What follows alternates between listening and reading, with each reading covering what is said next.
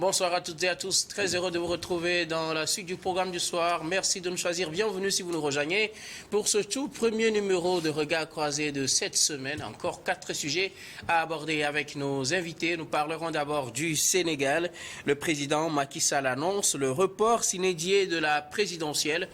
Après ce sujet, nous parlerons encore du Sénégal. Ce sera notre deuxième sujet. Des heurts éclatent après le report de la présidentielle. Notre troisième sujet concerne le Nigeria. Des États recrutent des miliciens pour affronter les bandes criminelles. Puis nous terminerons bien évidemment par le Togo pour parler de la diplomatie. Lomé reste un ami et partenaire fidèle de Moscou, selon l'ambassadeur russe au Togo. Pour en parler ce soir, 3 invités sur ce plateau avec moi. Gabin Adjaro, vous êtes juriste et analyste politique. Bonsoir Gabin et bienvenue. Bonsoir Guillaume, bonsoir à toutes les téléspectatrices et téléspectateurs. Bonsoir à mes co-panélistes et doyens. Bonsoir aux internautes et on leur souhaite bon début de semaine. Merci beaucoup à vous d'avoir répondu à notre invitation. À côté de vous, Fioclou Adanglenou, vous êtes journaliste, directeur de publication du journal L'Enquêteur. Bonsoir Fioclou et bienvenue. Bonsoir Guillaume, bonsoir à mes co-débatteurs, bonsoir aux téléspectatrices, aux téléspectateurs de New York TV. Bonne semaine à tous. Notre troisième invité aujourd'hui, Michel Yao Tchadja. Vous êtes journaliste, directeur de publication de Ouara, les vainqueurs. Bonsoir Michel et bienvenue. Bonsoir Guillaume, bonsoir au doyen Adam Glonou, que je n'ai pas vu il y a un peu longtemps. C'est l'occasion de le revoir ici. Et bonsoir à notre ami Gabin, puis bonsoir à tous ceux qui nous suivent. Merci beaucoup à vous d'avoir répondu à notre invitation. Merci de nous suivre, vous tous qui nous suivez actuellement. Nous allons commencer avec notre premier sujet direction, le Sénégal. Le président Macky Sall annonce le report s'inédié de la présidentielle. On s'attendait à l'ouverture de la campagne présidentielle au Sénégal ce 4 février, le soir du 3. Le président Macky Sall, dans un discours, a annoncé, sans employer directement le mot report, le report de la présidentielle s'inédié, un report s'inédié, alors que l'on s'apprêtait à vivre peut-être des moments de campagne, même si on sait que déjà la rumeur courait que ces élections seraient reportées en raison de la situation, ce manque de confiance exprimé au grand jour entre l'Assemblée nationale et le Conseil constitutionnel sur la validation des candidatures, ou plutôt l'invalidation de certaines candidatures. Pour apaiser la situation, le président a pris l'option d'abroger son décret convoquant le corps électoral pour une présidentielle du 25 février 2024. Et donc, c'est reporté s'inédié. De quoi quels sont les arguments qui militent en faveur du président? En tout cas, chacun l'analyse. Selon lui, la situation n'a pas laissé les Sénégalais indifférents, Gabin Adjaro. Oui, ça n'a pas laissé les Sénégalais indifférents. Ça ne peut pas laisser même le peuple africain indifférent, parce que c'est une situation assez rocambolesque qu'on est en train de vivre là à quelques heures du lancement de la campagne électorale présidentielle. Voilà que Macky Sall sort de nulle part pour dire que bon, ces élections-là sont reportées. Il était à la présidence, il n'est pas sorti de nulle part. Quand même, il a surgi comme une fauve pour dire que bon, les élections sont reportées à une date s'inédiée, date qui n'a pas d'ailleurs précisée. Moi, j'en parlais la semaine passée avec un ami sénégalais qui est à Dakar et je lui disais que bon, telle que la situation se présente, je pense que les élections vont être reportées. Il m'a dit pourquoi. Je lui dis bon, quand tu suis la communication du ministre du développement communautaire de Macky Sall, qui disait que bon, elle aimerait que les élections soient reportées à 6 mois.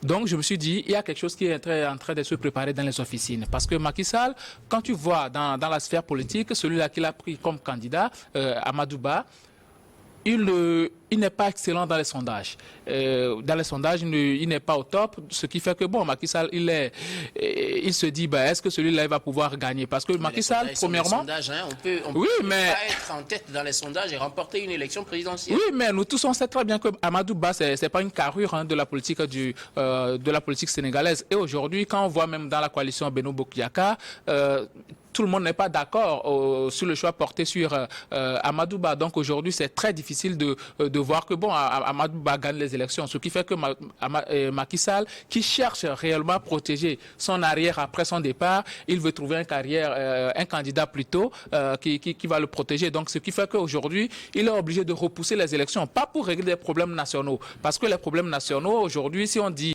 qu'on veut créer des conditions inclusives d'organisation des élections, alors là, on va remettre aussi la candidature d'Ousmane Sonko en place. Mais aujourd'hui, on sait peut-être que la nouvelle mesure permettra, en tout cas, de l'avoir dans la course prochaine. Je ne suis pas sûr. Je ne suis pas sûr que certes, Karim Ouad va revenir parce qu'il y avait eu un accord entre eux deux. Donc, quand on voit la situation d'Amadou Ba aujourd'hui, et même c'est un manque de respect envers Amadou Ba, quelqu'un qui a travaillé pour Macky Sall, et que la coalition Beno Bokeyaka a porté comme candidat à ces élections-là, Macky Sall se lève de nulle part aujourd'hui et dit que bon, lui veut reporter les élections. Ça veut dire que tout le processus sera remis à plat. Et un autre problème juridique, reporter les élections, ça veut dire que bon, il va proroger aussi sa mandature à la tête du pays. Le 2 avril sera la fin. Et aujourd'hui, quand on parle de 6 mois, déjà, bon, d'autres parlent de 2 ans même, ça veut dire que Macky Sall, il va être au pouvoir pendant une période où sa mandature est déjà finie. Alors, que dites-vous des raisons avancées ou de la situation actuelle qu'on connaît au Sénégal? On sait que, comme je le disais en introduction, ce n'est plus le grand amour entre l'Assemblée nationale et le Conseil constitutionnel qui a validé ou invalidé les candidatures pour cette présidentielle. On a sorti ce dossier Karim Ouad et on a demandé la création d'une commission d'enquête. La commission d'enquête a été créée. On sait que les députés, à leur grande majorité, ont voté pour la création de cette commission d'enquête. Les députés sont réunis d'ailleurs ce jeudi pour discuter maintenant de la situation, pour trouver côté légal ce qu'il faut faire en attendant de trouver la date pour ces élections. Est-ce que la situation telle qu'elle se présentait ne militait pas aussi en faveur d'un report? Moi, je ne le pense pas, parce qu'il y a des problèmes juridiques qu'il faut régler de manière juridique et ne pas transposer ça sur le plan politique. Si tu veux régler des problèmes politiques, il faut faire appel à tous les acteurs politiques pour pouvoir régler ce problème-là. Aujourd'hui, quand on parle de... reporter et les appeler. Oui, bon, quand on parle du cas Karim Ouad, il a été recalé pour ces élections-là parce qu'il a un problème de double nationalité. Et ça, c'est connu de tous. La dame qu'on a mis en prison, elle autre aussi, elle a ce problème-là. Donc, elle a été interrogée, on a invalidé sa candidature. Donc, pour moi, le problème ne se pose pas. Quand il parle de bisbille entre le Conseil constitutionnel et l'Assemblée nationale, mais je dis que c'est un faux problème. C'est un problème créé de toutes pièces par Karim Ouad et Macky Sall aujourd'hui pour pouvoir permettre à Karim Ouad de revenir de plus belle. Parce que au bout de 6 mois, Karim Ouad, sa situation de déchéance de la nationalité française sera résolue et pourra se présenter. Donc, il n'y aura pas de problème à ce niveau-là. Donc, c'est une situation aujourd'hui, quand deux juges du Conseil constitutionnel ont déjà démissionné. Il y a même un ministre de Macky Sall qui a démissionné aussi parce que lui aussi, il est petit frère d'un juge. Donc, ce qui veut dire qu'aujourd'hui, il y a réellement un problème. Ce problème-là, c'est un problème politique qu'il faut régler. Il y a des problèmes juridiques. Il faut régler les problèmes juridiques. Mais je ne pense pas que dans ces conditions-là, il faut reporter les élections. Pour repousser les élections, il faut des conditions graves d'insécurité et aussi des conditions de tension politique assez graves qui entacheraient la crédibilité des élections. Aujourd'hui, je ne pense pas que ce n'est pas le cas aujourd'hui. Macky Sall est en train de créer des conditions pour permettre à ce que quelqu'un qui va le succéder, protéger son arrière, arrive au pouvoir. Et pour lui, ce quelqu'un-là, c'est Karim Ouad. En tout cas, c'est votre analyse de la situation Karim Ouad, qui serait peut-être le protégé actuellement de Macky Sall.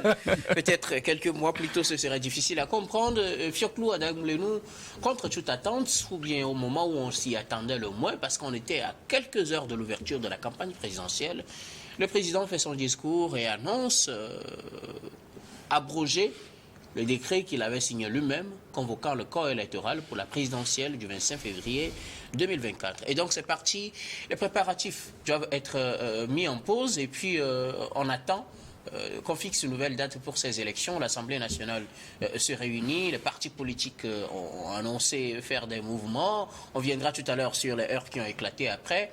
Mais à la surprise générale, Macky Sall, effectivement, comme la rumeur le disait, a reporté les élections présidentielles au Sénégal. Oui, comme un signe avant-coureur, nous pouvons noter que le processus électoral est entaché de 3 conditions. Nous avons la première, qui est le dysfonctionnement au niveau de la gestion des parrainages. Nous avons le fichier électoral et enfin comment ça se dit, l'élimination de certains candidats, et ça, je peux parler de l'élimination arbitraire de certains candidats, comme le cas Sonko et le cas Karine Ouad. Alors, on va reprendre les irrégularités là, un à un, pour que vous nous les expliquiez. Alors, première irrégularité, vous parlez peut-être de la gestion, des parrainages. Où est le problème? J'ai appris qu'au niveau des parrainages, il y avait eu trop de corruption. Le Conseil constitutionnel a normalement tranché.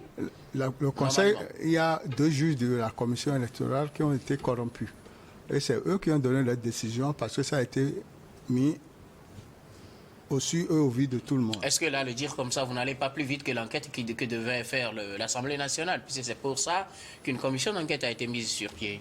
Là, si les partenaires du président de la République, les députés de la majorité présidentielle, ont accepté que cette commission d'enquête soit mise en place, c'est qu'eux aussi ont des doutes profonds sur la gestion des parrainages et sur l'élimination arbitraire de certains candidats.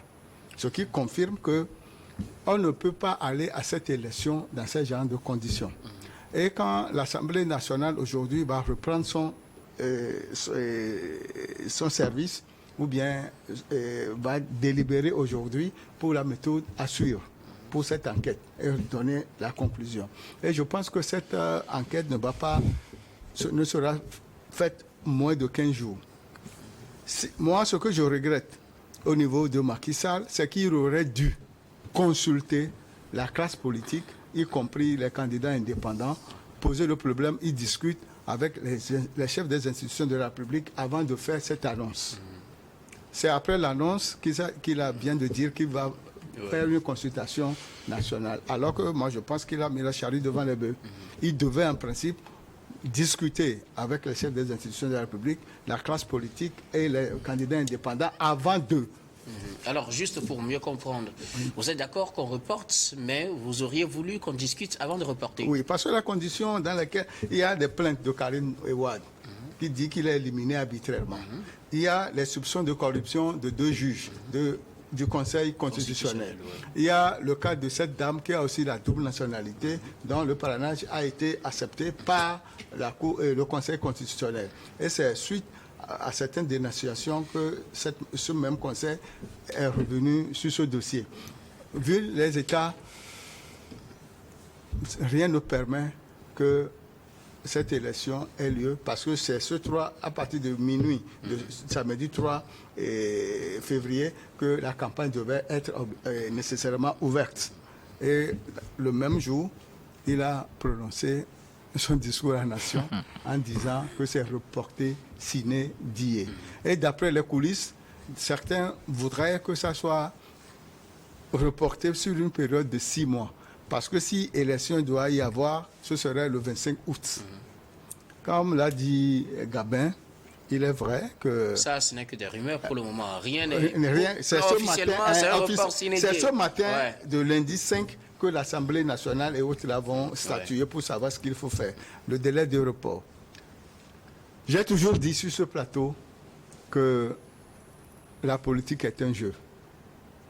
À voir les sondages du Premier ministre candidat du parti au pouvoir, ça ne lui sied pas. Ça ne va pas à son avantage. Et il faut trouver des solutions pour relever ce coup parce que la corruption des 2 juges du Conseil constitutionnel, à mon avis, provenait du Premier ministre, Amadou Ba. En tout cas, c'est votre analyse aussi de la situation, Michel Yao Tchadja. Le Sénégal reporte l'élection présidentielle prévue pour ce mois de février. Le report est annoncé samedi par le président de la République, Macky Sall, qui annonce donc ce report sine die de la présidentielle. On connaît un peu le contexte, le désamour annoncé au grand jour entre le Conseil constitutionnel et l'Assemblée nationale, qui s'est réunie d'ailleurs ce lundi pour trouver des issues à ce report annoncé. On va dire c'est une situation inédite. Depuis 1963, oui. On n'a jamais reporté les élections au Sénégal. Donc, et en 2012 d'ailleurs, Macky Sall, si vous le permettez, fustigeait l'idée d'un report de la présidentielle. Non, c'est ça aussi. les hommes politiques, ça dépend de l'angle sous lequel on est. Et on adopte une posture. Vous voyez, c'est une preuve que Macky Sall n'a jamais voulu quitter le pouvoir après 2 mandats. Même au regard de tout ce qui se passe. Oui, c'est une preuve supplémentaire que, contrairement au discours qu'il avait fait en disant qu'il a longuement mûri sa réflexion et qu'il ne voulait pas briguer un 3e mandat, au fait, c'était une manière de nous dire qu'il a vraiment mûri ses idées, il a compris que les Sénégalais ne le laisseront pas faire un 3e mandat. Parce que, vous voyez, regardez un peu la sous-région, il y a des peuples avec qui on ne blague pas. Vous prenez les peuples sénégalais, maliens, guinéens, c'est des gens qui sont prêts à ne pas permettre à quiconque, même fût-il un chef d'État, de faire ce qu'il veut. Ils n'acceptent pas. Et vous avez vu comment les Sénégalais sont organisés pour défier Macky Sall, pour lui dire qu'il n'a pas le droit d'aller au 3e mandat, de faire un 3e mandat, parce qu'il en voulait. Aujourd'hui, vous parliez de Conseil constitutionnel et de l'Assemblée nationale du bisbis qui est en train de... Ces bisbis ont été créés par Macky Sall pour lui permettre de continuer, parce que le doyen Adoum nous le disait, c'est qu'il s'est rendu compte que son défunt, moi je viens de Dakar il y a 2 semaines, son défunt, Amadou Ba n'est pas en mesure de lui faire l'affaire. Parce que s'il laisse les Sénégalais aller aux urnes, par rapport à tout ce que Macky Sall a fait pendant 10 ans, où il a instrumentalisé la justice pour punir tous ses adversaires sérieux, je dis bien ses adversaires sérieux, d'ailleurs un ou deux, même voire plus, sont encore en prison, parce que c'est des gens qui lui gênent. Il fallait les caser là-bas avant de voir dans quelle mesure il peut passer, il peut placer son pion. Il s'est rendu compte, même en choisissant Amadou Ba, c'était une manière aussi parce qu'il savait que c'est un personnage effacé. C'est quelqu'un qui... c'est un kidam presque. Et donc, ça lui permettait aussi de continuer à tisser les cordes pour voir dans quelle mesure il pouvait aller au-delà de ces 2 mandats. Et il est en train... Il a déjà franchi le premier pas avec l'annonce là. Donc, c'est pour dire que il est pris dans son propre piège, Macky Sall. Il pensait qu'il pouvait faire le 3e mandat. Il a vu que les Sénégalais ne lui ont pas donné les marges de manœuvre. Maintenant, il se rend compte qu'avec son défunt, s'il ne passe pas, si Amadou Ba, je parle d'Amadou Ba, s'il ne passe pas, ses arrières ne seront pas protégés. Maintenant, qu'est-ce qu'il faut faire? Il faut créer artificiellement cette histoire d'enquête parlementaire, des histoires entre le Conseil constitutionnel. C'est une affaire montée de toutes pièces. Non, de toutes pièces, non, c'est des jeux politiques. Et c'est des jeux politiques. Et il sait bien le faire, mais sauf que, vous avez dit qu'on parlera des émeutes, des heurts, c'est que, quand vous écoutez les Nations Unies, l'UIA, la CEDEAO, la France, l'Allemagne, les États-Unis, c'est que tous ces pays ou toutes ces institutions se rendent compte que si rien n'est fait, parce que les Sénégalais ne vont pas le laisser, toute cette période d'incertitude, en tout cas, toute cette période qui va courir jusqu'à l'organisation de la prochaine présidentielle, c'est une période d'incertitude. Oui. Et donc, il faut alerter tout le monde, surtout Macky Sall lui-même. Il faut l'alerter, pour lui dire que il a pris un chemin qui risque de devenir un trou de souris, et donc qui n'a qu'à faire extrêmement attention. Et je suis désolé que pendant longtemps, on a considéré le Sénégal, en tout cas pour certains pays, comme un repère, un exemple de démocratie. Comme une référence de la bonne gouvernance et tout. Et c'est le Sénégal qui est en train de nous offrir une telle situation. C'est pour dire que la démocratie, on n'a jamais, en tout cas, on n'est jamais à l'abri de toute surprise. À tout moment, si nous ne prenons pas garde, si nous ne savons pas faire, à tout moment, on peut revenir, on peut faire un pas en arrière. C'est ce que les Sénégalais, avec Macky Sall, sont en train de nous montrer. Merci beaucoup à vous. Nous allons marquer la première pause, puis on revient juste après pour la suite de cette émission.